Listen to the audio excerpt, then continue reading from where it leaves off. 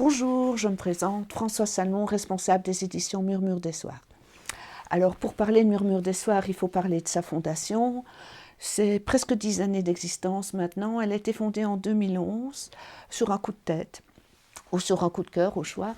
Avant, dans une ancienne vie, j'étais avocate et pour des raisons personnelles, j'ai décidé de changer d'existence, de métier.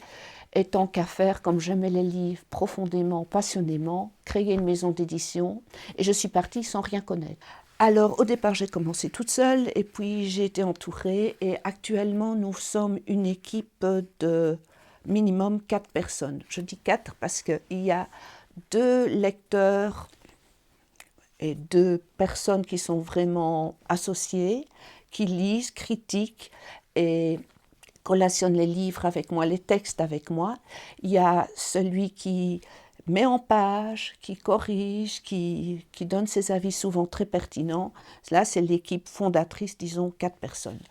Autour gravitent d'autres, des lecteurs occasionnels, à qui on confie un ou l'autre manuscrit pour qu'ils donnent un avis plus général. Un livre, pour qu'il marche, il faut une histoire et il faut une écriture. Et l'écriture, ça ne s'improvise pas.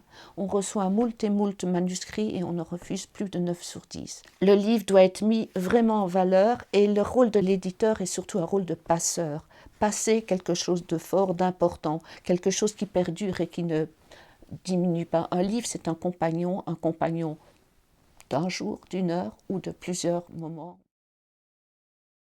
Il y a d'abord une collection de romans, littérature générale. Il y a des romans de qualité en général, romans qui ont été souvent mis en l'honneur par l'Académie de littérature de Belgique, que je remercie par ailleurs. On a eu différents prix. Donc voilà, par exemple, des livres Le Joli Monde, ça ce sont les tout derniers parus. Le joueur de Bonneto, Marc Pirlet, qui est un écrivain qui fait son chemin dans le monde de l'édition belge et qui est vraiment talentueux. Donc, il y a une collection littérature générale, il y a une collection plus axée sur les policiers, les thrillers et les polars. Des policiers plus précis, un sur le standard, Crime en rouge et blanc, un livre sur le Ku Klux Klan, le monde de l'Amérique profonde, des thrillers, Pur et nu de Bernard Antoine, remarquable thriller, soit dit en passant, sur l'Amande Abader, qui a été primée plusieurs fois. Il y a une collection d'aphorismes, ça je n'en ai pas beaucoup, parce que cette collection est très peu développée, parce qu'il est difficile de trouver des bons aphorismes, mais Guylain Coton, un Cyril et Zarathustra, par exemple, petit titre comme ça. Quand je parlais de livres, je parle également de récits plus autobiographiques, notamment un livre, Histoire de Bruna, qui racontait le récit de la dernière rescapée européenne, enfin belge, de Ravensbrück, du camp de Ravensbrück. Un livre très poignant. Donc, pour dire que j'extrapole dans plusieurs collections. Il y a des nouvelles. Ici, ce sont des nouvelles mettant en valeur les libraires, surtout dans ces temps que l'on connaît.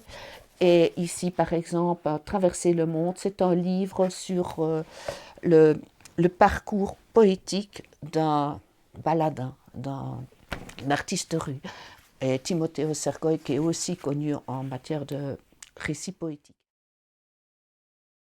Travailler avec l'auteur est quelque chose de primordial et un travail passionnant quand on reçoit le futur auteur, qu'on discute avec lui, qu'on discute sur un mot, une phrase, un rythme, qu'on construit avec lui patiemment une œuvre. C'est un métier fabuleux.